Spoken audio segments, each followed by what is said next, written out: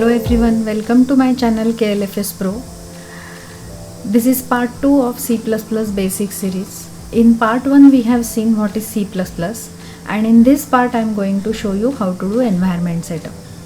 In this tutorial I am going to use G++ compiler for compiling C++ programs. You can use IDEs like Visual Studio, Eclipse or Turbo C, but I will prefer using G++. G++ compiler is also available by default on Linux machine, on Mac machine. But if you are using Windows machine, then it is necessary to install G++ compiler explicitly. For that you will have to download MinGW. To download MinGW, I am opening my Chrome browser and in that I am typing download MinGW exe for Windows. In search, it will show you the site called as mingw.org. If I am right clicking and opening this in new tab, here you will be able to see the option called as downloads. So if I click on downloads, it will take you to the link where download is available. You can see here mingw getsetup.exe file is there. You can click on this blue button and you can download this file. You can see I have downloaded the file mingw getsetup.exe. To install mingw setup, you have to just double click on this file and click on install button. You can see that here it is showing me the path where mingw setup will get installed. By default it is c:/mingw. But if you want to modify it as per your requirement, you can click on change and you can select the folder where you want to install the setup. I'm not changing it right now. I'm keeping the default one and clicking on continue button. Once you click on continue button, it will start installation of mingw installation manager.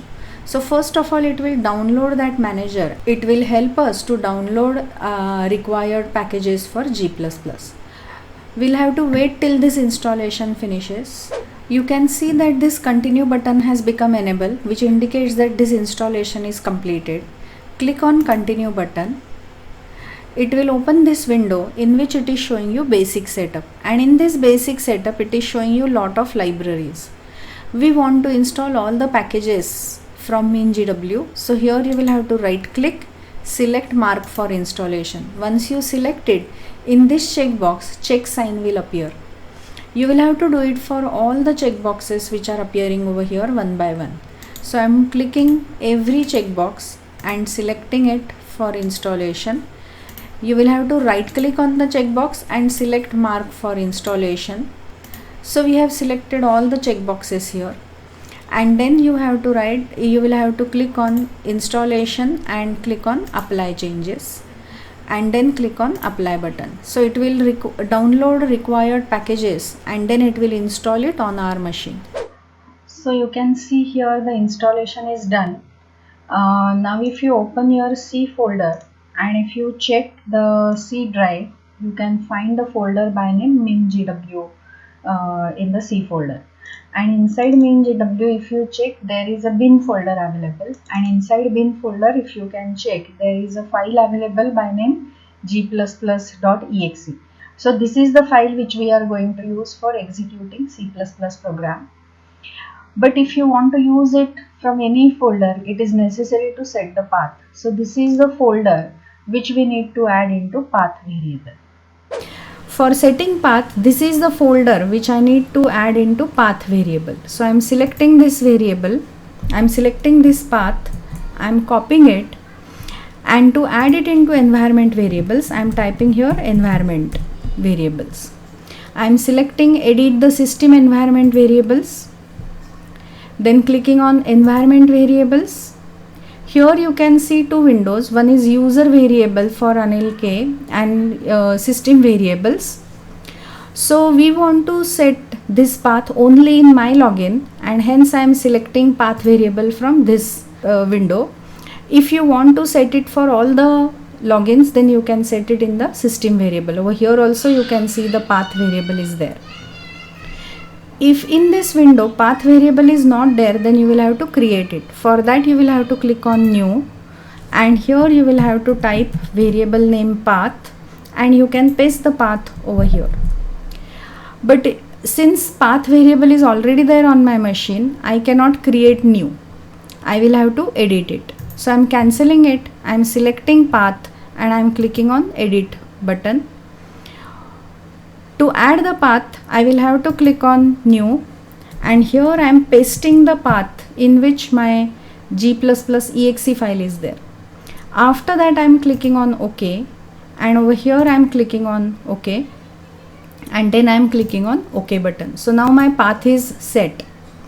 So we have done the path setting. Now we want to check whether g++ installation is done correctly or not. For that we are going to execute the simplest program, that is helloworld.cpp. So if you see here, the code is already written, in which the first line is written is #include iostring. Then we are writing main method, and inside main method we are using cout object for displaying the string on the screen. Since we are using this cout is from standard namespace, it is necessary to write std::cout. We will talk about it little later. So to display the string on the screen, we are using cout object, which is predefined object of ostream class, and we are displaying the string hello world over here. We have saved this particular file by name hello.cpp, and this file we have saved into the folder by name cppdemos. So let's check whether this code works correctly or not, which will help us to understand whether our installation is done correctly or not. So to check whether this file is getting executed correctly or not, let's open the command prompt. So I'm opening the command prompt over here, and in this command prompt I will have to change the folder to the location where my CPP files are available. So we are writing CPP demos. Now if you see dir over here, you will be able to see hello.cpp file. To execute this file, you have to give command called as g++. Name of the file is hello.cpp. Then we are writing -o, and we are writing here, suppose my hello.o. So it will execute this particular file and convert it into the file by name myhello.o, which is our final executable file. So if I press enter, you can check that this file will get created, which we can execute. So to execute the code, we have to write myhello.o here, and after pressing enter, you can see that hello world is appearing on the screen, which indicates that our g++ installation is done correctly. We have seen to execute the program, we have given command called as g++ hello.cpp -o hello.o in front of prompt.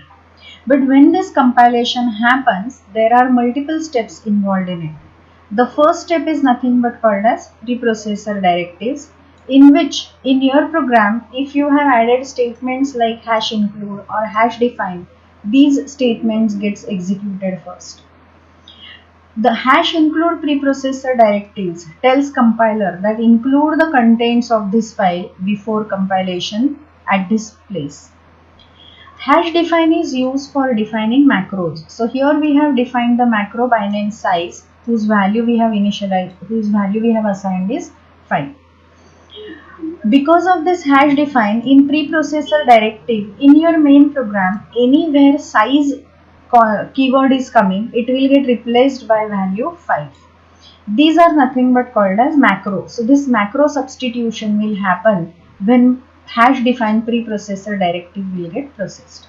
So in preprocessor directives, all the statements in your program which are starting with # will get processed. There are many other preprocessor directives available, but we are not going into those details. Once this preprocessor directives processing is done, so the next step is compile.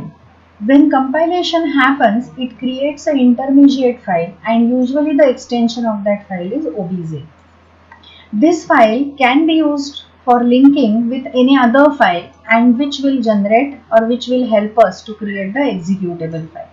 So usually for our library files we are going to create obj file, and these obj files we will link with some other files to generate the executable file.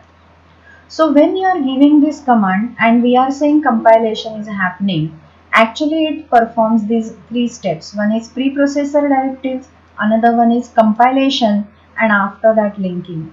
Once linking is done, your executable file by name hello.o is ready, which you can type, which you can use for executing the program. And we have already seen how to execute the program. So these are the steps involved in compilation of the process. If you don't want to create an executable file and you want to only compile the program to create an obj file, then here you will have to give command called as g++.